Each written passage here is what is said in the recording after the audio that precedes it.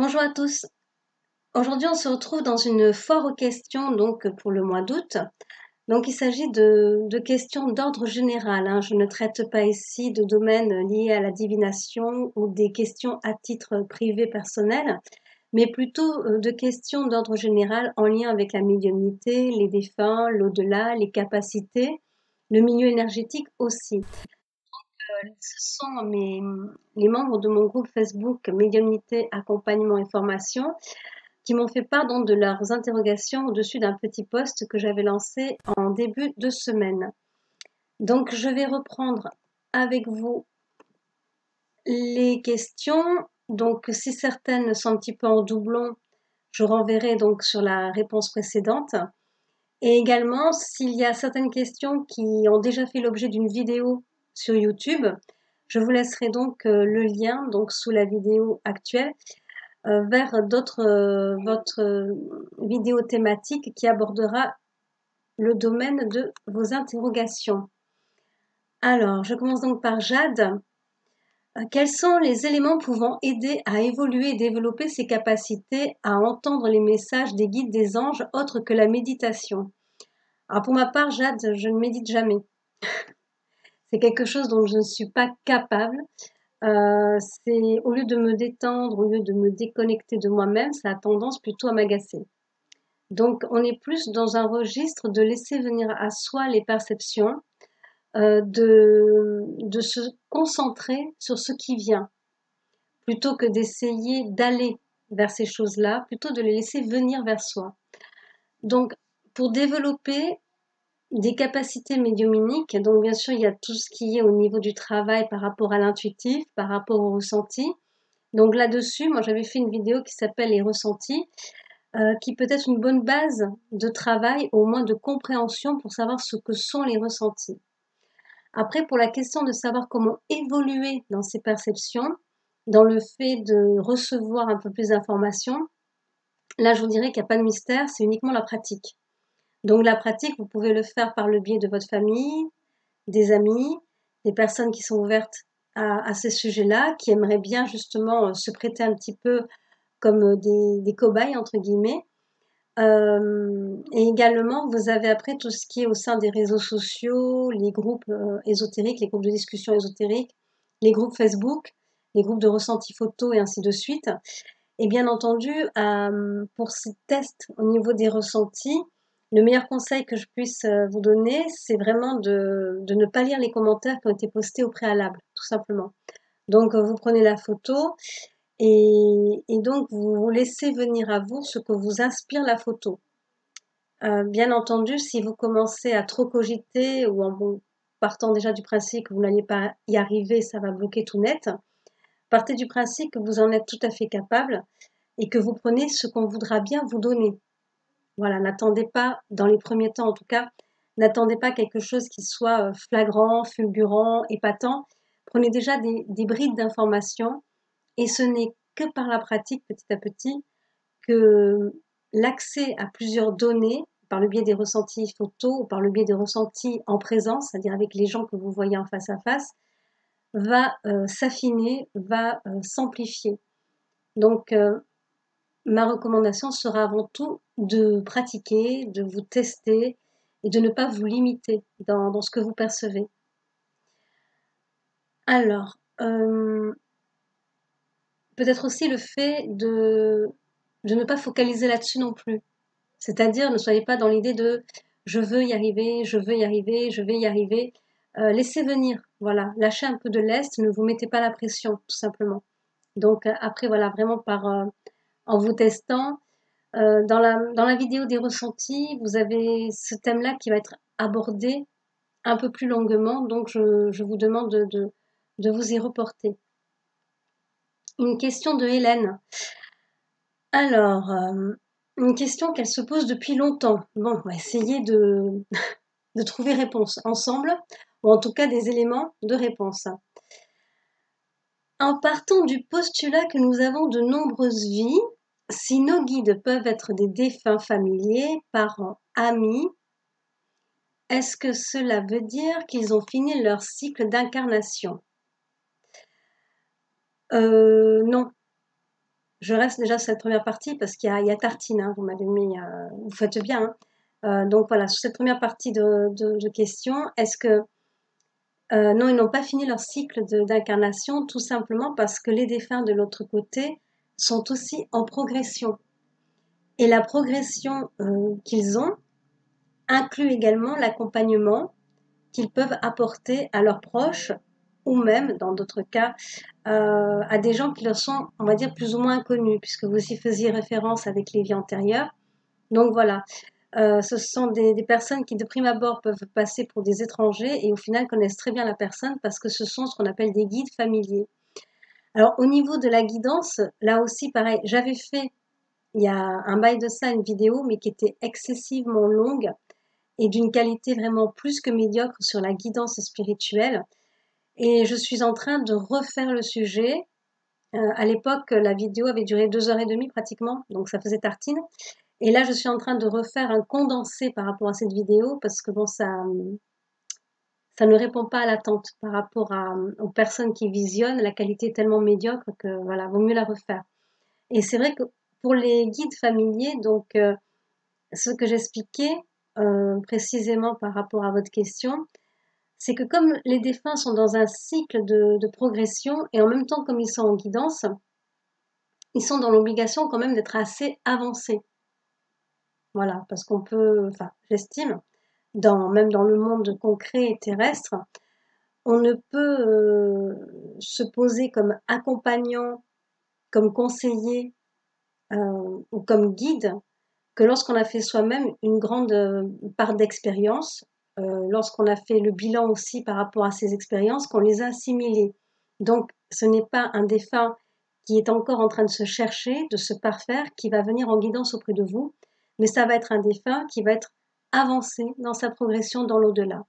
Pour autant, ce défunt-là n'a pas fini son cycle de réincarnation. Peut-être que oui, je n'exclus pas l'hypothèse, peut-être que non. C'est-à-dire qu'il a besoin de se mettre en stand-by de l'autre côté, dans l'astral, et son travail, l'un de ses travaux, on va dire, va être justement d'accompagner des gens ici-bas, mais en même temps, ça ne veut pas dire pour autant qu'il a fini son cycle de réincarnation. Donc, c'est un peu comme s'il y avait des travaux pratiques, des travaux aussi un peu plus théoriques, et ainsi de suite de l'autre côté.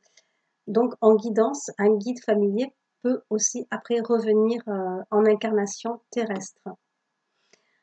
Alors, voyons voir. S'ils nous aident de là-haut, ils ne peuvent pas en même temps revivre une expérience terrestre. Oui, c'est certain. Voilà, c'est-à-dire que s'ils travaillent en haut, ils peuvent pas être en bas en même temps. Vous l'avez tout à fait compris. Donc, c'est la nécessité pour eux de revenir s'incarner qui va mettre fin à cette guidance en tant que guide familier pour ensuite, voilà, être auprès de vous ou auprès de quelqu'un d'autre, pas nécessairement dans la même famille non plus, pas nécessairement avec les mêmes personnes non plus, dans un but aussi d'apprentissage pour eux-mêmes, de perfectionnement et ainsi de suite. Donc voilà, on ne peut pas être en haut et en bas, au four et au moulin. Et donc là, sur la deuxième partie de votre question, la notion de temps n'existe pas. Donc toutes ces choses peuvent se passer en même temps.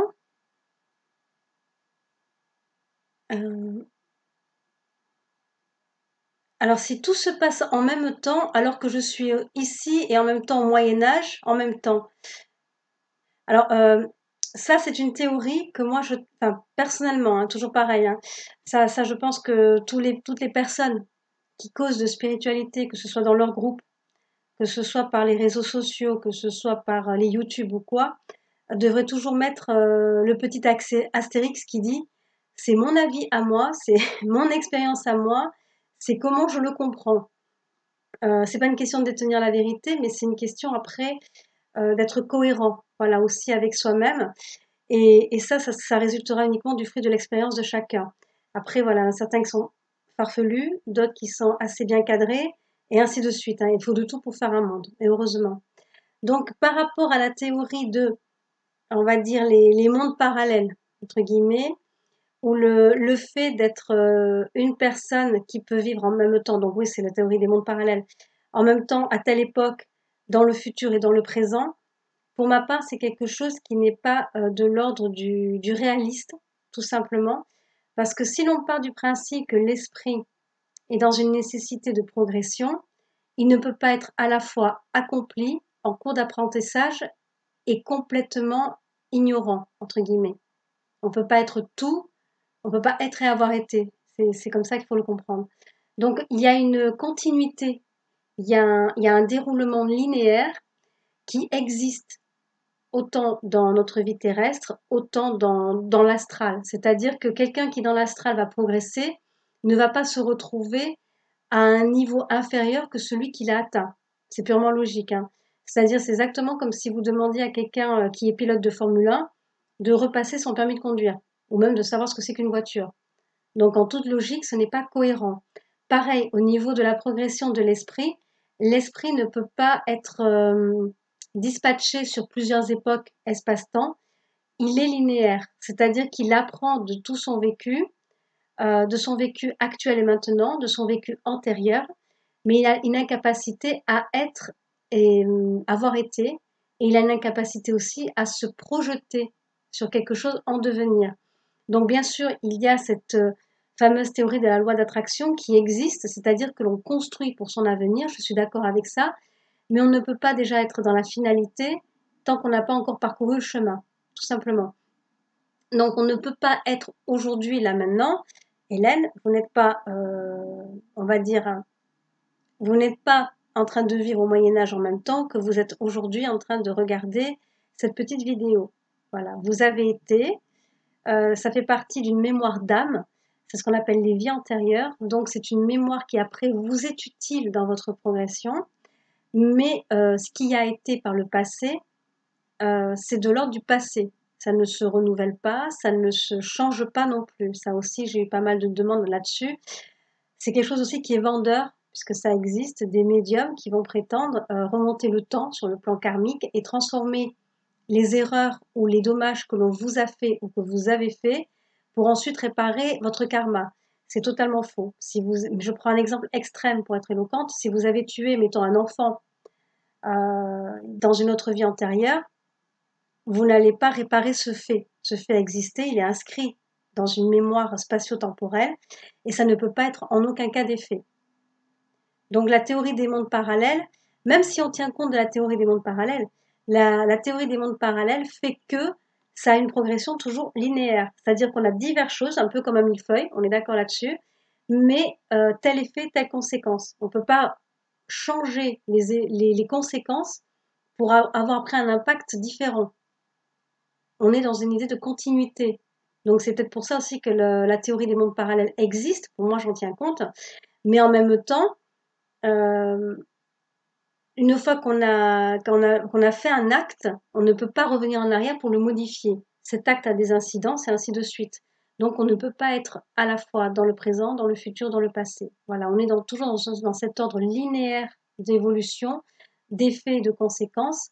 Et après, voilà, même si on envisage la théorie des mondes parallèles que je n'exclus pas, il faut rester cohérent en disant, voilà, ça ne se chevauche pas. Et heureusement, sinon ce serait un sacré bazar, hein. Donc heureusement. Voyons voir. Ensuite,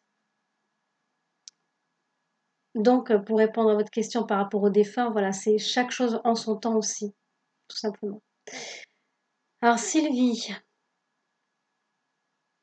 alors, est-ce qu'en pratiquant du magnétisme par des soins divers, est-ce que cela développe d'autres capacités?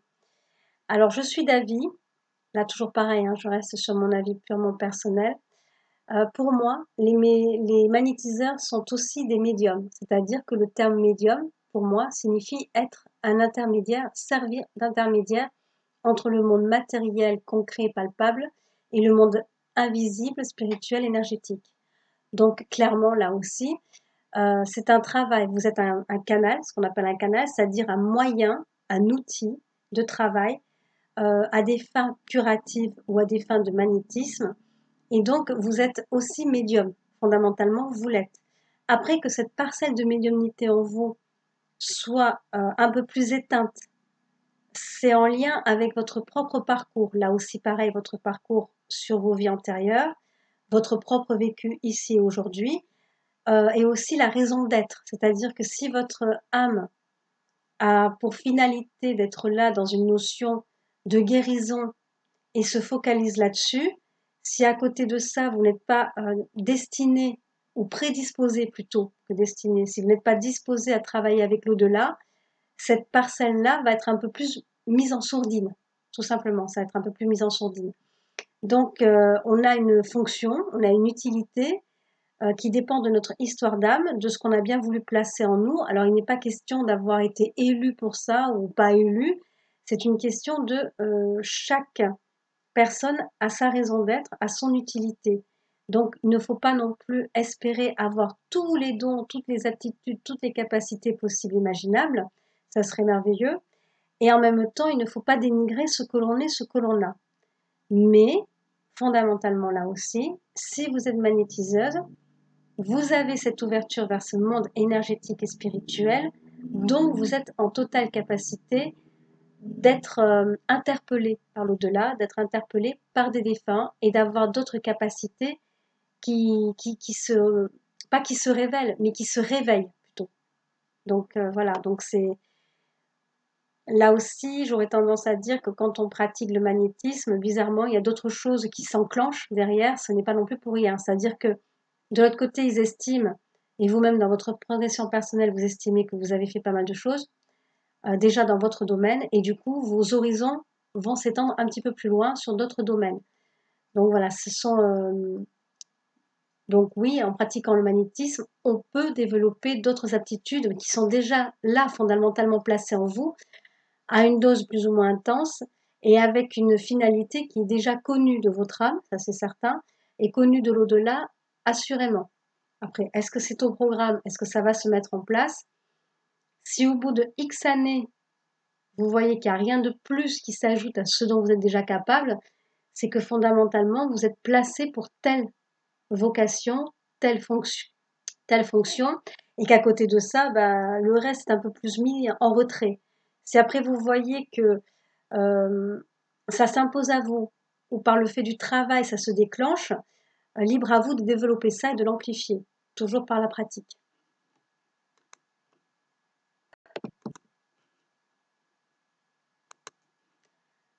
Alors, Coco qui demande pourquoi nous les voyons les défunts? Pourquoi est-ce qu'on les verrait pas? Non, c'est vache comme réponse. Est-ce que parce que nous pouvons les aider ou c'est juste une faculté comme ça, gratos, qui sert à rien? Je n'arrive pas à comprendre pourquoi je suis sollicitée. Alors c'est assez rigolo parce que cette discussion, je l'ai tenue avec ma consultante ce matin même. C'est au bout d'une heure et demie de séance qu'elle a compris la finalité de la médiumnité. Donc elle le pressentait, mais elle ne voyait pas. En fait, le problème, donc du coup, vous avez de la chance parce qu'on arrive quand même avec une discussion qui a pu se faire en amont avec quelqu'un d'autre et qui va vous servir dans la réponse que je vais vous faire. En fait, on part toujours du principe, qu'est-ce que ça m'apporte à moi? Sauf qu'en médiumnité, le à moi est totalement exclu. C'est-à-dire que, ok, vous avez des aptitudes qui vous permettent de percevoir des choses, qui vous permettent de voir des défunts. Et si d'aventure c'est une aptitude que vous vivez comme quelque chose, comme un état naturel, forcément du coup vous vivez avec sans vous poser la question de à quoi ça sert. Et après en grandissant, vous vous dites bah mince, ça a été placé en moi, je vois pas trop parce que bon bah moi je le fais de manière naturelle, je vois pas trop l'utilité du truc. Sauf que l'utilité du truc, elle n'est pas pour vous, elle est pour tous les gens qui sont endeuillés, toutes les personnes qui se posent des questions sur l'au-delà, tous les défunts qui effectivement sont en demande d'aide, mais pas que, parce que vous pouvez aussi avoir des défunts qui sont là dans un but d'apprentissage auprès de vous, qui sont là dans un but d'apprentissage, de conseils, de recommandations, de mise en garde vis-à-vis de leurs proches, ou alors même avec les guides spirituels, qui sont là dans un but d'accompagnement à un niveau, j'allais dire, humanitaire. Voilà, donc c'est comme si on était tous en train d'apporter notre pièce à un immense puzzle. Et le but du jeu, c'est d'essayer de partager l'information, de porter les choses vers le haut et d'arriver à faire quelque chose de bien avec tout ça. Donc le fait que ça ait été mis comme ça gratos, certainement pas, parce que la médiumnité en soi est quelque chose de très lourd à vivre, hein. Je me répète là-dessus. Les gens sont un petit peu étonnés. J'avais même eu la réflexion d'une dame qui m'avait dit, mais limite, vous devez regretter d'être médium. Il y a un petit peu d'amertume en vous en disant ça. Non, non, non, pas du tout. Il n'y a pas d'amertume. Non, même pas limite, ni même large. Je me regrette d'être médium. Mais par contre, je suis très réaliste par rapport à l'aptitude médiumnique. C'est quelque chose qui est lourd à gérer.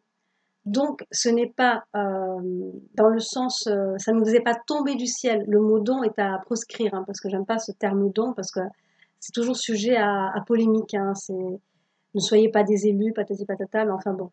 Le fait de la médiumnité ne tombe pas comme ça sur les gens dans, par hasard. Il y a toujours une finalité, il y a toujours une continuité, il y a toujours une raison d'être à chaque chose. Donc là aussi pareil, c'est pas mis là gratos, c'est que pour vous, ça peut vous construire, ça peut vous faire aller de l'avant, ça peut vous faire prendre, avoir des prises de conscience sur certains événements de votre vie, porter votre attention sur des choses bien plus essentielles, ainsi de suite. Et à côté de ça, la médiumnité a pour vocation d'ouvrir les consciences. Donc là, on n'est pas dans une idée de New Age ou quoi, mais on est plus dans une idée de ne vous limitez pas à ce monde terrestre, à ce monde relationnel, à ce monde émotionnel. Regardez un petit peu au-delà. Et dès lors qu'on en prend conscience, forcément, la portée de nos actes, la portée de ce que l'on partage, la portée de ce que l'on reçoit a une toute autre valeur.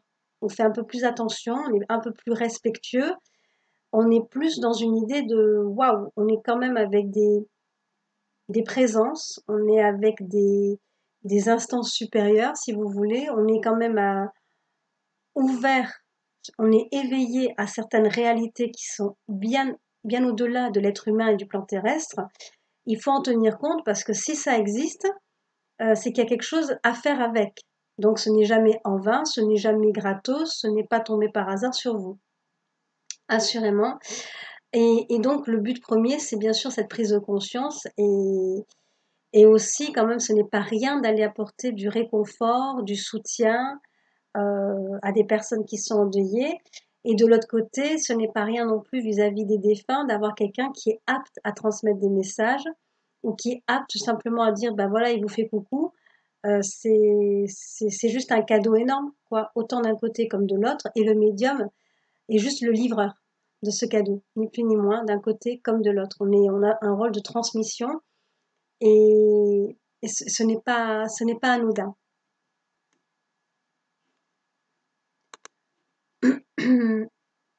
Alors pourquoi je suis sollicitée parfois? Ben, j'espère Coco avoir répondu à votre question. Ben c'est utile. Voilà, c'est utile pour eux, c'est utile pour vous, c'est utile dans vos relations, c'est utile dans votre prise de conscience de tout ce qui vous entoure. C'est tout simplement dans cette idée de sortir un petit peu de votre bulle, ne voyez pas les choses uniquement par vous-même. Ça va bien au-delà de votre personne, de notre personne, tout simplement. Alors Myriam, alors bonjour Inès. Alors quel est le lien entre les chakras et les capacités médiumniques? Alors le lien entre les chakras, alors c'est là je vais aller au plus vite parce que sinon le sujet va être super long. Les chakras, ce sont des circuits énergétiques, ni plus ni moins. C'est ce qui fait, c'est comme des flux, comme il y a le flux sanguin, ça circule tout autour du corps humain. Les chakras, c'est exactement la même chose, pour nourrir votre âme, votre esprit, par le biais de flux énergétiques. Donc, c'est un système qui est tout à fait équivalent à ce que sont les artères, les veines, le cœur, les poumons pour le corps humain. Voilà, ça aide à la mécanique énergétique et spirituelle à bien fonctionner. Ce sont des rouages et le mot chakra en lui-même signifie cycle ou roue ou quelque chose comme ça. Donc du coup, le lien avec les chakras et les capacités médiumniques, je dirais que dans l'absolu, comme ce sont des flux énergétiques qui transitent par les chakras, c'est que du coup, vous avez ce courant énergétique qui imprègne un peu plus les chakras, qui a un sens porté à la conscience humaine, au raisonnement, à la réflexion. Ce sont des points d'entrée aussi énergétiques lors des ressentis, que ce soit avec l'humain, que ce soit dans le domaine curatif avec le magnétisme, que ce soit dans le rapport avec les défunts, que ce soit avec les guides, que ce soit avec l'au-delà. Voilà, c'est une interaction qui se passe par le biais des chakras. Et pour les capacités médiumniques,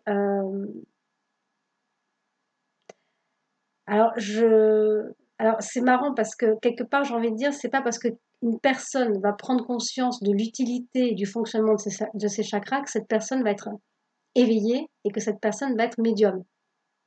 Parce qu'on a pas mal de monde qui sont super éveillés, très zen, qui sont très axés sur ce milieu énergétique, qui prennent soin de leurs énergies, de leur aura, de leurs chakras, et qui pour autant ne vont jamais mettre en route l'aptitude médiumnique qui est l'aptitude qui permet de faire le lien entre deux plans différents, le monde éthérique et le monde terrestre.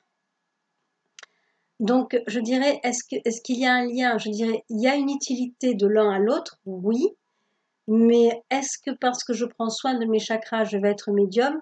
Là, j'aurais tendance à dire non. Pareil. Parce que vous pouvez avoir des gens qui ne prennent pas soin de leurs énergies, qui ont les chakras qui marchent un petit peu au ralenti ou qui au contraire sont suractivés et qui ne sont pas, on va dire, qui sont pas hyper réceptifs par rapport à leur médiumnité ou qui s'en trouvent justement trop submergés. Donc voilà, il y a un lien, oui, mais ce n'est pas une relation de cause à effet. C'est pas parce que les chakras vont bien que vous êtes médium et ainsi de suite. Et ce n'est pas parce que vos chakras, vos énergies sont basses que vous perdez votre médiumnité aussi. Voilà, ça aussi c'est particulier. Donc il faut y faire un petit peu attention. Alors, comment percevoir les messages de nos anges, de nos guides et comment savoir que ce sont eux et pas notre ego qui s'expriment. Alors, là aussi, donc je vais bientôt m'attaquer à cette vidéo sur la guidance spirituelle. Dès lors que vous commencez à cogiter sur ce que vous recevez, c'est votre ego qui parle, c'est votre mental, parce que ça, je le redis sur d'autres vidéos. Moi, j'aime beaucoup l'ego, j'aime beaucoup le mental. Ce ne sont des freins, alors je dirais pas, ce ne sont pas des freins en eux-mêmes. C'est l'excès d'ego qui n'est pas une bonne chose, c'est l'excès de mental, de réflexion analytique qui n'est pas une bonne chose, qui vient freiner le développement. Mais en soi, avoir de l'ego, c'est une bonne chose puisqu'on a une confiance en soi-même et du coup, on essaie de ne pas se limiter dans ce qu'on est capable de faire. On est un petit peu dans un système d'ambition, c'est-à-dire qu'on se donne les moyens après pour réaliser un projet, mais en tout cas, on ne part pas dans l'idée de bon, je vais pas en être capable, voilà. Donc ça, l'ego, voilà, ça a du bon, au moins pour la confiance en soi, l'estime de soi. Et après le mental aussi, ça a du bon puisque c'est tout ce qui va apporter du discernement dans l'action, dans le fait de travailler en médiumnité et tout. Il faut un brin de discernement parce que sinon on peut être trompé. Donc là aussi, pareil, au niveau des anges ou des guides spirituels, clairement, par rapport à tout ce qui est signé, tout, ce sont des choses qui vous arrivent de manière spontanée, toujours. Ça peut être un ressenti qui est extérieur à vous, qui s'impose à vous. Ça peut être entendu en clairaudience ou alors une clairaudience aussi télépathique avec une autre voix, et ainsi de suite. Donc voilà, ce sont des ressentis qui s'imposent à vous, qui ne viennent pas de vous. Donc ce n'est pas de l'ordre de l'intuition. Parce que là aussi pareil, quand j'ai des gens qui me disent j'ai beaucoup d'intuition, je suis médium, moi j'aurais tendance à dire vous êtes une personne qui a beaucoup d'intuition. Est-ce que vous êtes médium pour autant? Moi, mon critère au niveau de la médiumnité, c'est l'aptitude à voir les défunts, à les entendre, à communiquer avec le monde de l'au-delà, le monde de l'invisible, le monde de l'énergétique. Le fait d'être doté d'intuition, tout être humain, même les animaux, ont de l'intuition. Ça ne fait pas pour autant des médiums. En même temps, un médium est forcément doté d'intuition, puisqu'il a une ouverture spirituelle, il laisse venir les choses à lui. Donc voilà, ce n'est pas en lien.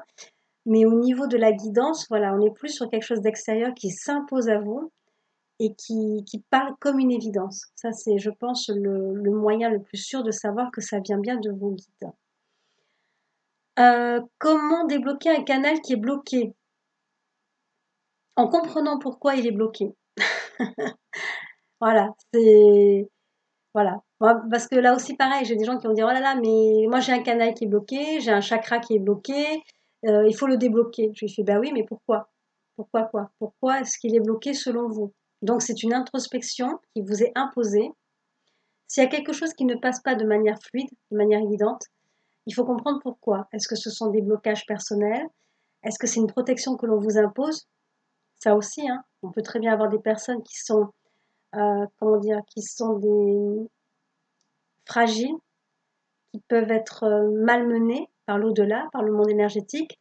Et du coup, on va leur faire comprendre, entre guillemets, que ce milieu-là ne leur correspond pas, ou alors qu'il faut y aller avec beaucoup de prudence et petit à petit. Donc du coup, la sensation de frein, la sensation de blocage, de retenue, peut vous être imposée par l'au-delà, par l'astral, pour votre bien. Ce n'est pas pour vous dire que vous n'en êtes pas capable, c'est attention, tu as une certaine sensibilité, une certaine fragilité, ce n'est peut-être pas tout à fait le moment pour toi de t'y mettre. C'est voilà, on va dire c'est l'agneau qui est mis littéralement dans une meute de loup. Voilà, si elle a moins de fragilité ou la moindre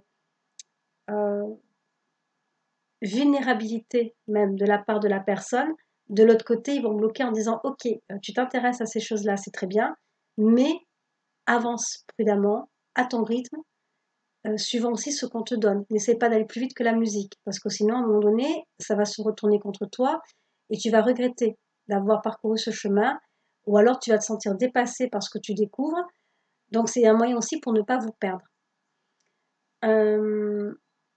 Donc, le canal bloqué peut venir de ça, un système de protection. Le canal bloqué peut aussi venir du fait qu'on vous rappelle à l'ordre. Ça, c'est un domaine que j'étudie dans mon livre qui s'appelle La médiumnité et vous.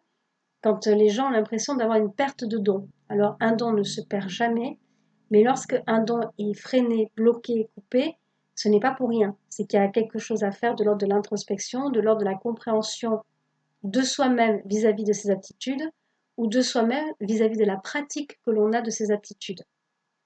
Donc s'il y a toujours quelque chose à comprendre, là aussi. Donc se connaître soi-même va forcément débloquer au niveau des chakras, va forcément débloquer au niveau de la réception, va décrasser aussi le canal. Pareil aussi, dans le dernier cas, vous avez un canal qui peut être bloqué parce qu'il est suractif. C'est-à-dire que vous en faites trop. Vous vivez H24 là-dedans et au bout d'un moment, c'est un petit peu comme si vous remplissez un vase continuellement. Au bout d'un moment, ça déborde et vous vous rendez compte que vous êtes en train d'inonder toute la pièce. Donc on arrête de remplir ce vase, on le met en mode pause et on laisse un petit peu l'eau s'évaporer pour ensuite continuer à le remplir et ainsi de suite. Donc voilà, ce sont des systèmes de prévention, d'alerte, de recadrage aussi qui sont nécessaires. Et le canal qui est bloqué peut être l'un de ces symptômes, en tout cas. Alors, est-il primordial de se faire confiance ou alors faut-il attendre patiemment? Bah, les deux. Les deux. Au vu de ce que je viens d'expliquer, vraiment les deux. C'est-à-dire qu'autant il faut être patient, c'est-à-dire pas vouloir tout de suite, parce que ça ne marche pas comme ça. On aimerait bien, mais non. Et en même temps, il ne faut pas non plus douter de soi. Ce n'est pas parce que les choses arrivent petit à petit, dans un rythme qui ne vous correspond pas, que vous avez l'impression que ça s'éternise ou que ça ne bouge pas, que ça stagne. Ce n'est pas pour ça non plus que vous n'êtes pas doué ou que vous n'êtes pas destiné dans ce que vous faites. Voilà, c'est juste que chaque chose en son temps. Comme on dit, Rome s'est pas construite en un jour, c'est exactement ça en médiumnité.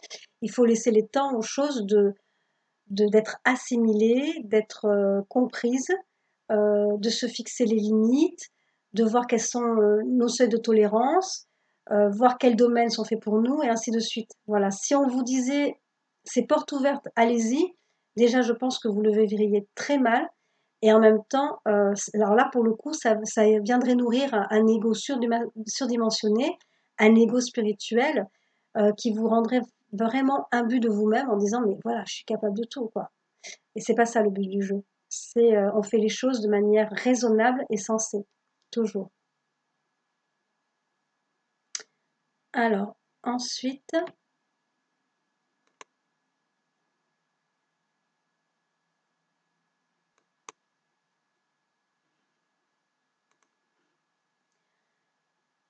Alors, Aurel, nos guides sont-ils toujours auprès de nous? Avons-nous également des anges à nos côtés? Alors là, c'est un sujet pareil, hein, c'est mon avis à moi.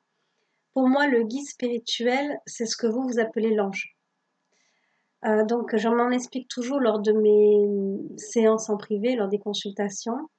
C'est-à-dire que le guide spirituel est pour moi l'entité pure.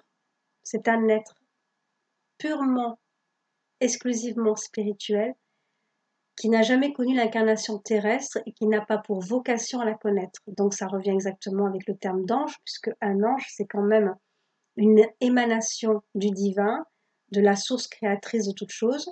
C'est un être spirituel qui est parfait et accompli en lui-même et qui n'a pas besoin d'éprouver, entre guillemets, la condition humaine pour progresser, puisqu'il est déjà au summum de la perfection.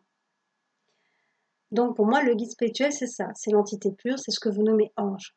Également, je m'en explique aussi auprès de mes consultants, le terme ange désigne une fonction. Le terme ange veut dire messager. Un guide spirituel est aussi un messager. Et enfin, le dernier argument sur le fait que je ne distingue pas les deux, c'est le fait que si vous étiez né en Asie, en Inde, je ne sais pas moi, en Mongolie, tout l'impact judéo-chrétien n'existerait pas. Voilà, tout ce qui est la représentation, l'iconographie, comme on dit au niveau de la religion judéo-chrétienne, n'existerait pas. Ça serait appelé avatar, ça serait appelé d'autres manières.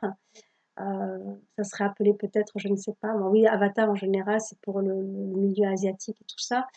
Donc voilà, donc du coup, vous n'auriez pas cet impact ange et tout ça. Donc c'est pour ça qu'on est dans un terme, on va dire, global, universel, qui est guide spirituel, être de lumière. Voilà, ça désigne, il n'y a pas vraiment de désignation ange, archange, djinn, ainsi de suite. Voilà, on n'est pas sur ces registres-là, on est vraiment sur cette idée de pure énergie.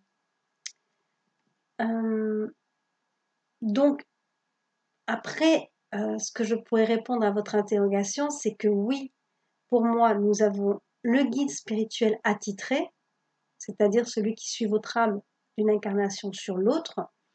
Et après, auprès de lui, il y a en général trois guides, 2 à 3 guides supplémentaires. En tout cas, moi, en séance, en guidance, c'est comme ça que je les vois. Et ces 3 guides, ces 2 à 3 guides supplémentaires, évoluent autour de vous tout au long de votre vie. Ils se relaient suivant les nécessités de votre apprentissage. Donc voilà, moi, je l'explique comme ça. Donc après, peut-être d'autres personnes donneront d'autres noms, d'autres termes. Mais je ne suis pas dans ce distinguo ange, guide spirituel. Voilà, je suis vraiment plutôt dans cette idée de ça ne fait. On parle de la même chose. On parle de cette entité pure, une pure énergie du plan divin. Alors donc, est-ce que vos guides spirituels, on va généraliser le terme, sont tout le temps auprès de vous? Oui, les guides spirituels sont tout le temps auprès d'une personne. Pareil, là aussi, quand vous parlez d'ange gardien, donc on va dire un guide qui serait uniquement attitré à la protection de votre intégrité physique, ça existe aussi. C'est-à-dire qu'il y a un guide qui est là pour essayer d'éviter quelque chose qui vous arrive, tant que ce n'est pas l'heure de votre mort, tout simplement. Parce que quand c'est inscrit que vous devez partir de telle manière ou quoi, ce guide-là, donc ce ange gardien, on va dire, ce messager gardien, n'est pas là pour empêcher l'événement. Mais jusque-là, il veille sur vous, à votre intégrité physique en tout cas. Donc il est constamment là aussi. Euh,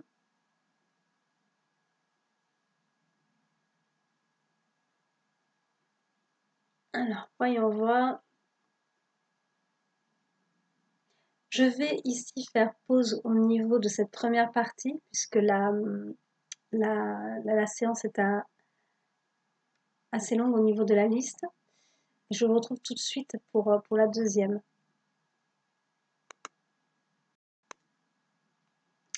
Donc voilà, excusez-moi, j'avais besoin d'aller faire quelque chose. Donc là, je suis revenue avec Julie. Comment pourrions-nous mettre le channeling à profit des autres et pas uniquement pour notre compréhension et notre développement personnel dans la médiumnité? C'est ce que je viens de répondre un petit peu plus haut. Donc, en visionnant la vidéo, vous allez avoir la réponse à cette question, puisque ça a déjà été donné un petit peu plus tôt. Est-ce que le channeling est nécessaire uniquement pour capter les défunts? Et est-ce que le channeling ne peut pas leur apporter des réponses? En fait, là, je vous renverrai de suite au niveau de la vidéo que j'avais faite sur les passeurs d'âme et le passage d'âme. C'est-à-dire que là aussi, pareil, tout ce que vous entreprenez au niveau de la médiumnité, au niveau de la canalisation, au fait de capter des énergies et tout ça, ça a toujours un but constructif, nécessairement. C'est-à-dire que vous êtes toujours dans un apprentissage, vous apportez quelque chose, vous apportez votre contribution, que ce soit auprès des défunts, que ce soit auprès des personnes que vous rencontrez, et pour vous-même. Donc forcément, tout ce que vous recevez par un moyen ou par un autre viendra apporter des réponses dans ces divers plans. C'est une pierre à l'édifice. Vous amenez toujours une contribution. C'est vraiment cette idée d'effet domino, d'effet papillon, c'est-à-dire le peu que vous faites ou que vous avez la sensation de faire a toujours un impact derrière. Il y a toujours un effet, un impact et ça éveille à quelque chose d'autre et de nouveau. Après que vous n'en ayez pas conscience parce que vous ne l'avez pas vu, c'est-à-dire que voilà, vous avez transmis quelque chose et vous avez l'impression de ne pas en avoir assez fait ou vous ne voyez pas les retours. Je vous dirais, ça, à la rigueur, on s'en moque parce que ce que vous avez amené, forcément, a un impact sur la personne en face et la personne, après, ça va cogiter, ça va mûrir en elle, elle va assimiler et elle va faire en conséquence. Que ce soit dans les jours, dans les semaines, les mois ou même les années plus tard, il y a toujours une portée à nos actes, tout simplement. Donc, ça apportera des réponses par un moyen ou par un autre. Rien n'est jamais fait inutilement ni en vain. Alors, Robinette, comment savoir si une personne a bien atteint le paradis? Si cette entité n'est pas montée, peut-on la voir quand même dans nos rêves et la voir devant nous comme si elle était là? Alors, donc ça c'est la première partie de votre question. Alors le paradis, ce que les gens appellent aussi la lumière, être entré dans la lumière. Moi j'appelle ça la sérénité de l'esprit. Voilà, on fait simple. Moi je suis quelqu'un de très basique et quand je m'exprime auprès des gens, je dis voilà, on fait simple. C'est la paix de l'âme, la sérénité de l'esprit. Voilà, on est là-dessus. Le paradis, en fait, en lui-même, c'est ça. C'est le concept de plénitude, le concept d'apaisement total et parfait. Donc, bien avant ça, il y a une progression du défunt de l'autre côté, nécessairement. Et là, je vous renverrai donc sur une vidéo sur les défunts dans l'au-delà. Donc, c'est une vidéo que j'avais faite, que vous trouverez dans ma playlist sur YouTube, qui s'appelle Les défunts dans l'au-delà. Et vous saurez donc quel est le parcours par rapport aux défunts. Et comment savoir si la personne est en paix en elle-même? C'est par l'énergie. Donc, c'est un médium qui va pouvoir vous le dire, cette personne, elle est en paix. Pareil, on peut avoir des personnes qui stagnent un petit peu au niveau des plans. Ce n'est pas parce qu'elles sont bloquées, mais parce qu'elles ont encore des choses à évacuer ou des choses aussi à vivre ou à faire auprès des personnes qui restent ici-bas. Donc, ce n'est pas un blocage en soi, tout simplement. C'est juste que voilà, elles ont encore du travail à faire et tant que ce travail n'est pas abouti, elles vont stagner un petit peu dans un plan sans être pour autant en peine, sans être pour autant bloquées. Et une fois qu'elles estiment que les choses sont rentrées en ordre, si elles en sont satisfaites, elles continuent. Elles continuent à s'éloigner, ainsi de suite. Et ce qu'on appelle vraiment le paradis, le nirvana, la paix de l'âme et tout ça, c'est ce que moi j'appelle et d'autres appellent aussi le plan divin. C'est-à-dire vraiment on arrive à un état de perfection, non pas de l'esprit mais de l'âme, qui est dans un repos éternel, dans un apaisement parfait. Donc c'est accompli. Si cette personne n'est pas montée, peut-on la voir quand même dans nos rêves et la voir devant nous comme si elle était là? Bah oui, tout à fait. Tout à fait. Le fait qu'un défunt se présente à une personne n'est pas, ou le fait qu'un défunt ne se présente pas à une personne, n'est pas en lien avec son évolution. Parce que vous pouvez avoir, c'est le cas des passeurs d'âme, qui travaillent avec des défunts qui sont complexes ou qui sont vraiment paumés, et nous les voyons parfaitement, et pourtant ils sont bloqués. Pour le coup, ils sont vraiment bloqués. Pareil également, vous avez des personnes qui sont tout à fait sereines et en paix et qui ne vont pas ou qui ne souhaitent pas ou qui ne trouvent pas ça, enfin bon, pour une raison ou pour une autre, ne se présenteront pas alors qu'elles vont bien. Elles vont juste dire un message en disant, ben voilà, je suis arrivée, on va dire, dans le jardin d'Éden, entre guillemets, je vais bien, je suis serein et tout, mais je n'ai pas besoin de m'étaler un peu plus sur ça. Je n'ai pas besoin de transmettre plus de messages que ça, et ainsi de suite. Donc ça, c'est à la discrétion de chaque défunt, suivant la nécessité, suivant les choses qu'il a à dire ou à ne pas dire. Ça n'a rien à voir avec son évolution de l'autre côté. Vraiment pas. Voilà, vous avez des défunts qui sont complètement paumés, qui vont être vachement bavards et qui vont venir de suite ou qui vont faire des phénomènes à la maison. Vous avez des défunts qui sont en paix totalement, qui vont pourtant faire des phénomènes à la maison. Et vous en avez d'autres qui vont être muets comme des carpes avec les médiums ou qui vont être totalement absents vis-à-vis de leurs proches. Le mot absent voulant dire ne pas se manifester. Ça ne veut pas dire qu'ils ne sont pas là, c'est juste qu'ils n'ont pas besoin de se manifester. Voilà, nuance.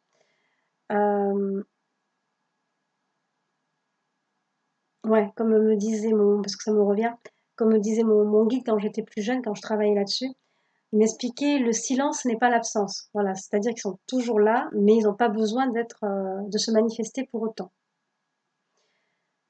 Donc vous pouvez, même si c'est quelqu'un qui est en peine ou qui a des difficultés dans sa progression, vous pouvez la voir aussi concrètement de vos yeux ou qu'elle se manifeste à vous. Comment débloquer nos blocages qui nous empêchent d'avancer dans la voyance, clairaudience et le magnétisme? Alors le magnétisme, ça a déjà été abordé un petit peu plus haut. Comment débloquer? Ça aussi, ça a été abordé un petit peu plus haut. C'est-à-dire que voilà, c'est pas une question de j'ai besoin d'y arriver, c'est une question de comprendre pourquoi je n'y arrive pas. C'est différent. Je pense que c'est l'angle de vue qui pose problème. C'est pas le style je n'y arrive pas, je suis bloqué. C'est plutôt pourquoi, à votre avis, vous bloque-t-on ou pourquoi vous bloquez-vous? C'est plus comme ça qu'il faudrait l'envisager. Carmen. Alors, Carmen qui dit les questions que je me pose sont déjà posées et j'ai hâte de voir la vidéo. Ben voilà. Bon visionnage, Carmen. Euh, alors, voyons voir. Après ici.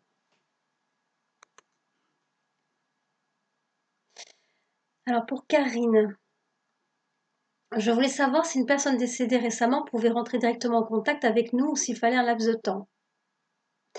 Ça, c'est la première partie de la question de Karine. Donc, une personne décédée tout récemment peut effectivement rentrer en contact avec ses proches sans aucun problème. Et généralement, il est demandé de la part des médiums que les familles endeuillées, que les personnes endeuillées attendent un laps de temps de 3 mois avant de faire un contact. Ça ne veut pas dire que les défunts ne sont pas joignables, ça veut dire qu'il y a un temps de deuil qui existe aussi pour vos défunts, tout comme pour vous.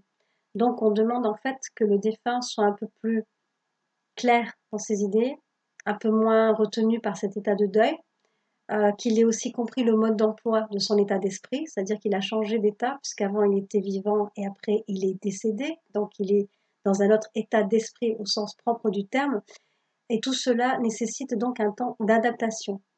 Donc pour arriver à des séances qui soient quand même constructives et éloquentes et probantes pour vous, il est nécessaire d'attendre 3 mois. Voilà, c'est pour ça qu'on demande toujours un délai de 3 mois. Mais sinon, après, le fait de voir un défunt qui se présente du tac au tac au niveau des gens, puisqu'il y en a même qui se présentent pour annoncer leur départ, tout simplement, ou pour dire au revoir à leurs proches, il n'y a aucune règle en la matière. Ça peut être immédiat, comme ça peut prendre un petit peu de temps, mais il n'y a aucune règle en la matière.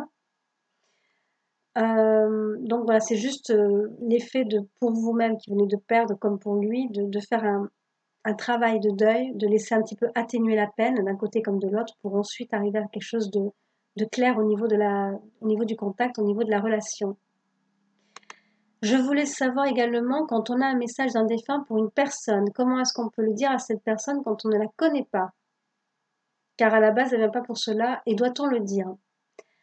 Alors ça, c'est la grande problématique des médiums, c'est-à-dire que il nous arrive de voir des défunts auprès des gens, des défunts qui sont insistants.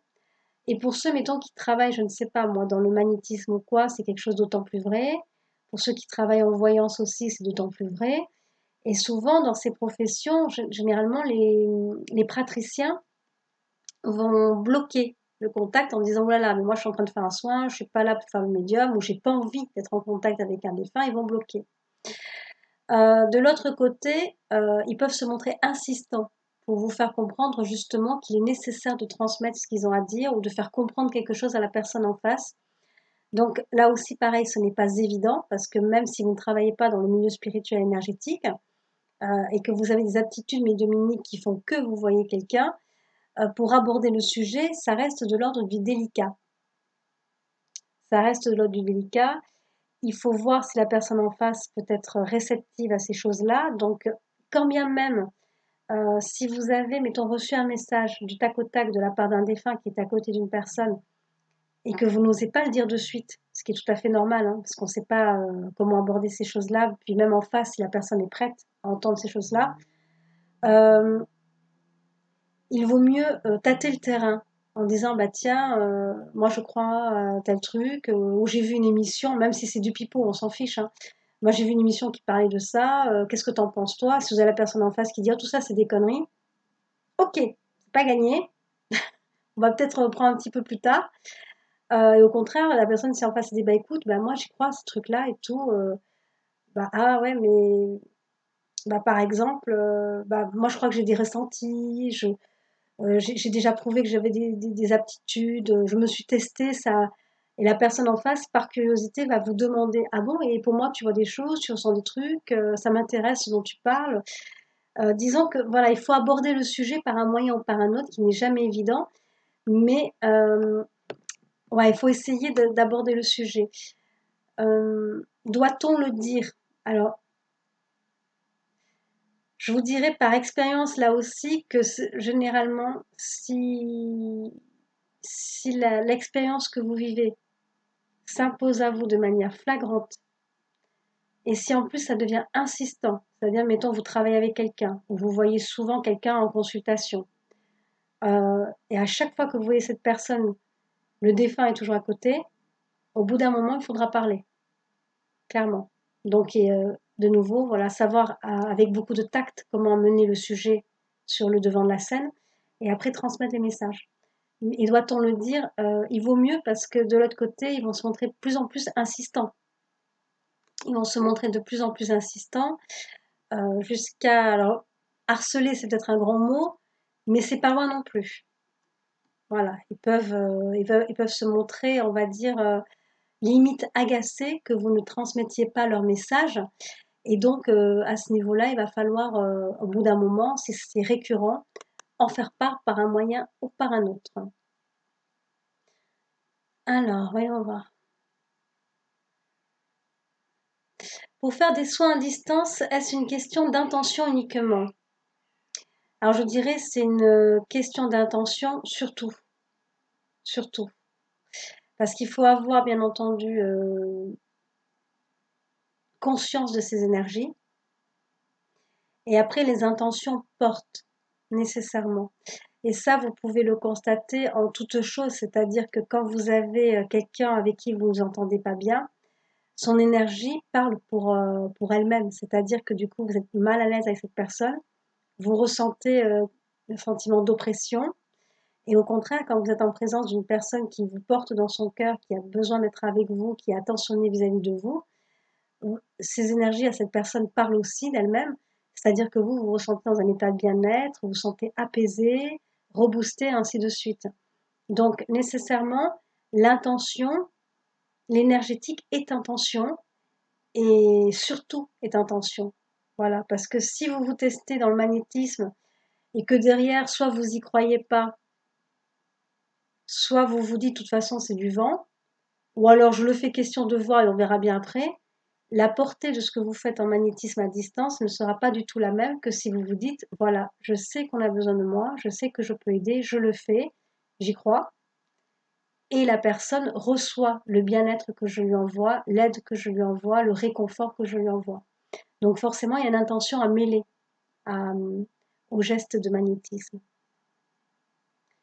Donc les soins à distance existent clairement, tout comme on peut nuire à distance. Voilà, quelqu'un qui vous déteste cordialement, ça peut aussi vous brouiller vos propres énergies, bizarrement. Donc l'énergie n'est pas temporelle et l'énergie n'est pas du tout liée à la distance. Séverine, lorsque nous mourons, nous sommes généralement accueillis par des proches décédés avant nous. Est-ce que ces proches peuvent être déjà réincarnés dans une autre vie et ne pas être là? Alors, ça, c'est un avis qui est partagé par d'autres médiums. Je le partage aussi. J'ai foi en cela parce que j'espère que c'est aussi comme ça. De l'autre côté, on dit qu'on attend que les familles se retrouvent. Alors, quand je parle des familles, c'est-à-dire que les parents au niveau des enfants, les grands-parents et ainsi de suite, voilà, tout ce qui est au niveau de la proximité, on attend que la personne ait rejoint sa famille pour les retrouver. Donc c'est quelque chose, moi c'est une promesse en laquelle je crois, c'est une promesse qui est établie aussi par toutes les personnes qui ont pu vivre des expériences de mort imminente et qui retrouvent leurs proches décédés.